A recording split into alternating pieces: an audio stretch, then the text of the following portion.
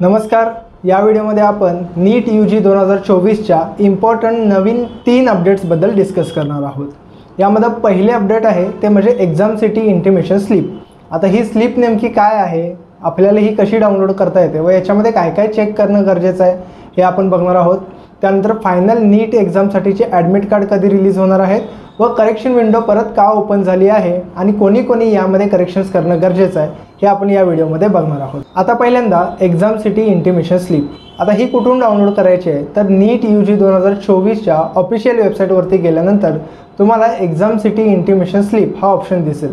त्या ऑप्शनवरती क्लिक केल्यानंतर तुम्हाला तुमचा नीटचा ॲप्लिकेशन नंबर, तुमची जन्मतारीख हे टाकल्यानंतर तुम्हाला ही एक्झाम सिटी इंटिमेशन स्लिप ही डाउनलोड करता येणार आहे. डाउनलोड केल्यानंतर आता एक सॅम्पल तुम्हाला स्क्रीनवरती सुद्धा दिसत असेल. फॉर सेफ्टी पर्पज आम्ही काही इम्पॉर्टंट डिटेल्स हे हाईड केलेले आहेत. तर या स्लिपवरती जो फोटो आहे तो फोटो तुमचाच आहे का हे एकदा कन्फर्म करायचं आहे. सिग्नेचर आहे ती तुमचीच आहे का ते कन्फर्म करायचं आहे. यामध्ये तुमचं नावसुद्धा दिलेलं आहे, नावाचं स्पेलिंग वगैरे चेक करून घ्या. त्यानंतर सगळ्यात इम्पॉर्टंट म्हणजे क्वेश्चन पेपर हा कोणत्या लँग्वेजमध्ये असणार आहे. जो फॉर्म भरते वेळी तुम्ही सिलेक्ट केला होता तो इंग्लिशच आहे का तो कन्फर्म करून घ्या. याचबरोबर एक्झामचं टाईमसुद्धा यामध्ये दिलेलं आहे, म्हणजे एक्झाम किती वाजेपासून किती वाजेपर्यंत असणार आहे हे एक्झाम सिटी इंटिमेशन स्लिपवरती तुम्हाला बघायला मिळेल. व इम्पॉर्टंट म्हणजे की कोणत्या सिटीमध्ये तुमची एक्झाम होणार आहे. आता फॉर्म भरतेवेळी आपण 2 सिटीज सिलेक्ट केल्या होत्या. सो त्या 2पैकी तुम्हाला कोणत्या सिटीमध्ये तुमची एक्झाम होणार आहे व कोणत्या स्टेटमध्ये होणार आहे हे या स्लिपवरती आपल्याला बघायला मिळतं.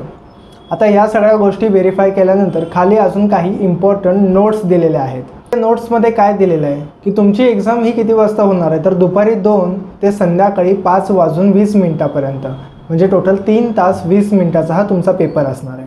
आता एक्झाम जरी 2 वाजता चालू होणार असेल तरीसुद्धा तुम्हाला सेंटरवरती किती वाजता पोचायचं आहे असं मेन्शन केलेलं आहे. तर 11 वाजेपर्यंत म्हणजे सकाळी 11पर्यंत तुम्ही सेंटरवरती पोचायचं आहे. त्यानंतर इथं गेट क्लोजर टाईमसुद्धा दिलेला आहे. आता गेट क्लोजर टाईम म्हणजे काय की या टायमिंगनंतर तुम्हाला एक्झाम सेंटरमध्ये अलाउड केलं जाणार नाही. सो गेट क्लोजिंग टाईम इथं 1:30 वाजताचा दिलेला आहे, म्हणजे 1:30 जी मुलं तिथंपर्यंत पोचले असतील त्यांना एक्झामसाठी जाता येणार आहे. या टायमिंगनंतर जी काही मुलं येणार आहेत त्यांना एक्झामसाठी ॲपियर होता येणार नाही. सो गेट क्लोजिंग टाईमच्या अगोदर तुम्हाला त्या ठिकाणी पोचायचं आहे. त्यानंतर काय म्हणलेलं आहे की एक्झाम किती वाजता संपणार आहे तर 5:20 तुमची एक्झाम संपणार आहे. त्याच्या अगोदरच जरी तुमचा पेपर कवर झाला असेल किंवा तुम्हाला मधूनच जायचं असेल तरीसुद्धा तुम्हाला पूर्ण वेळ तिथं बसावंच लागेल. 5:20 जेव्हा एक्झाम संपेल त्यावेळी बाकीच्या मुलांसोबतच तुम्हाला बाहेर जाता येणार आहे. त्याच्या अगोदर जरी तुम्हाला जायचं असेल तरीसुद्धा जाता येणार नाही. त्यानंतर पुढचा पॉईंट त्यांनी काय म्हणलेला आहे की तुमचं जे काही एक्झामिनेशन सेंटर असणार आहे हे तुम्हाला ॲडमिट कार्ड आल्यावरती समजेलच. पण त्या ॲडमिट कार्डवरती जेव्हा तुम्हाला एक्झामिनेशन सेंटर समजणार आहे, 5 तारखेला तुमची एक्झाम आहे तर 4 तारखेला एकदा जाऊन सेंटरला व्हिजिट करून या. तुमचं जे सेंटर आहे त्याचं लोकेशन एकदा कन्फर्म करा. लास्ट मोमेंटला तुमच्याकडून सेंटर फाइंड आउट करण्यामध्ये काही प्रॉब्लेम तुम्हाला व्हायला नको म्हणून 1 दिवस अगोदर जाऊन सेंटरचं लोकेशन तुम्ही एकदा बघून कन्फर्म करून घ्या. त्यानंतरचा पॉईंट त्यांनी दिलेला आहे की एक्झामला जातेवेळेस तुमच्याकडं एखादं व्हॅलिड गव्हर्नमेंट अप्रूव्ड एक प्रूफ असणं गरजेचं आहे. आयडेंटिटी प्रूफ तुमच्यासोबत असणं गरजेचं आहे. आता याच्यामध्ये त्यांनी काय मेन्शन केलेलं आहे की स्पेसिफिक तुमच्याकडं आधार कार्ड हे सगळ्यात महत्त्वाचं आयडेंटिटी प्रूफ हे तुमच्यासोबत एक्झामला जातेवेळी असणं गरजेचंच आहे. यानंतर त्यांनी काय म्हणलेलं आहे की तुमच्याकडं तुमची स्वतःची एक ट्रान्सपरंट वॉटर बॉटल असणं गरजेचं आहे. ट्रान्सपरंट वॉटर बॉटल तुमच्या स्वतःच्या पाण्यापिण्याची व्यवस्था तुम्ही स्वतः करायची आहे. एक बॉटल तुम्ही स्वतः घेऊन जायची आहे. त्यानंतर अटेंडन्स शीटवरती पेस्ट करायसाठी एक पासपोर्ट साईज फोटोसुद्धा तुमचा घेऊन जायचा आहे. तोच फोटो सोबत घेऊन जायचा आहे जो तुम्ही फॉर्म भरतेवेळी अपलोड केला असेल, जो ॲडमिट कार्डवरती येणार आहे किंवा जो आता एक्झाम सिटी इंटिमेशन स्लिपवरती जो फोटो दिसतोय तोच फोटो तुम्हाला एक्झामला जातेवेळेस घेऊन जायचा आहे. त्याचबरोबर जर तुम्ही डिसॅबिलिटी कॅटेगरीमधून फॉर्म भरला असेल तर त्यासाठीचे जे काही डिसॅबिलिटी सर्टिफिकेट असेल किंवा तुम्ही रायटरसाठी अप्लाय केला असेल तर त्यासाठीचा जो डिक्लेरेशनचा फॉर्म असतो तर या गोष्टी तुम्हाला एक्झामला जातेवेळी घेऊन जायचे. यानंतरचा पॉईंट आहे तो म्हणजे एक्झाम सेंटरवरती काय काय गोष्टी घेऊन जायच्या नाहीत. याच्यामध्ये त्यांनी मेन्शन केलेलं आहे की मोबाईल असेल किंवा अदर इलेक्ट्रॉनिक डिव्हायसेस असतील तर या तुम्हाला एक्झाम सेंटरमध्ये घेऊन जाता येणार नाहीत. त्यामुळं या सगळ्या गोष्टी तुम्ही न्यायच्याच नाहीत आणि जरी तुम्ही घेऊन गेला व त्या सेंटरवरून कुठे मिस झाल्या तर त्याची जबाबदारी हे एक्झाम सेंटर घेणार नाही. सो तुम्हाला जाताना फक्त तुमचं जे ॲडमिट कार्ड आहे ते ॲडमिट कार्ड सोबत घ्यायचं आहे. अटेंडन्स शीटवरती लावण्यासाठी तुमचे फोटोग्राफ्स तुमच्याकडे असणं गरजेचं आहे.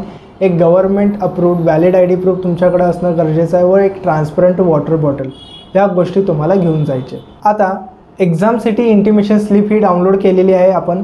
याची प्रिंटआउट काढण्याची गरज नाही. हे फक्त आपली एक्झाम कोणत्या सिटीमध्ये होणार आहे त्यासाठी आपल्याला जे काही प्रिपरेशन्स करायचे असतील, काही विद्यार्थी बाहेरच्या सिटीमध्ये जाणार असेल तर त्यांना प्रिपरेशनसाठी ही एक्झाम सिटी इंटिमेशन स्लिप ही अगोदर रिलीज केली जाते. आता यामध्ये आपल्याला फक्त सिटी कन्फर्म करायचे, प्रिंटआउट काढण्याची गरज नाही. आता आजच एक्झाम सिटी इंटिमेशन स्लिप ह्या रिलीज झालेल्या आहेत. बऱ्याचशा मुलांनी आत्ता एक्झाम सिटी या स्लिप डाउनलोड केल्यानंतर त्यांना समजलं की त्यांचा जो फोटो या स्लिपवरती आलेला आहे हा फोटोमध्ये काहीतरी करेक्शन्स आहेत किंवा स्टँडर्ड नॉर्म्सप्रमाणे हे फोटो अपलोड केलेले नाहीत. सो अशा मुलांनी करेक्शन विंडो परत ओपन करण्यासाठी रिक्वेस्ट केली होती व ज्या मुलांनी फोटो हे चुकीच्या फॉर्मॅटमध्ये किंवा चुकीचा फोटो अपलोड केला आहे अशा मुलांना परत एकदा बरोबर फॉर्मॅटमधला फोटो अपलोड करण्याची संधी ही NTA कडून मिळालेली आहे. सो ज्या मुलांनी चुकीचा फोटो अपलोड केला असेल किंवा जो काही स्टँडर्ड फॉर्मॅट होता की व्हाईट बॅकग्राऊंड असलं पाहिजे, फोटोची साईज काय असली पाहिजे, फोटोवरती नाव आणि फोटो काढलेली तारीख असली पाहिजे, या गोष्टीला फॉलो न करता चुकीचा फोटो ज्या विद्यार्थ्यांनी अपलोड केला होता तर अशा विद्यार्थ्यांना 25 एप्रिल आणि 26 एप्रिल या 2 दिवसामध्ये पुन्हा नवीन फोटो अपलोड करण्याची संधी ही मिळालेली आहे. हा फोटो त्याच विद्यार्थ्यांनी परत अपलोड करायचा आहे ज्यांनी पहिल्यांदा फॉर्म भरतेवेळी चुकीचा फोटो अपलोड केला होता. ज्या विद्यार्थ्यांनी बरोबर फोटो अपलोड केले होते त्यांना परत एकदा फोटो अपलोड करण्याची गरज नाही. सो ज्यांनी चुकीचे केले होते त्यांनाच फक्त हा फोटो परत जो काही स्टँडर्ड फॉर्मॅट आहे त्या फॉर्मॅटमध्ये अपलोड करायचं आहे. आता 26 तारखेपर्यंत ही प्रोसेस चालणार आहे. सो 26 तारखेपर्यंत तरी ॲडमिट कार्ड हे रिलीज होणार नाहीत.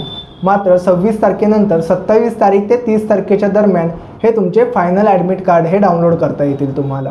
आता हे फायनल ॲडमिट कार्ड ज्यावेळी वेबसाईटवरती रिलीज केले जातील तर त्यावेळी सेम पद्धतीनं म्हणजे तुमचा ॲप्लिकेशन नंबर, तुमची जन्मतारीख टाकून तुम्हाला हे ॲडमिट कार्ड डाउनलोड करायचे, त्याची कलर प्रिंटआउट काढून घ्यायचे. प्रिंटआउट काढल्यानंतर त्याच्यावरती सेल्फ डिक्लेरेशनचा एक फॉर्म असतो, तो फॉर्मसुद्धा तुम्हाला भरणं गरजेचं आहे. त्याच्यावरती फोटो पेस्ट करावा लागतो, तो फोटो पेस्ट करणं गरजेचं आहे.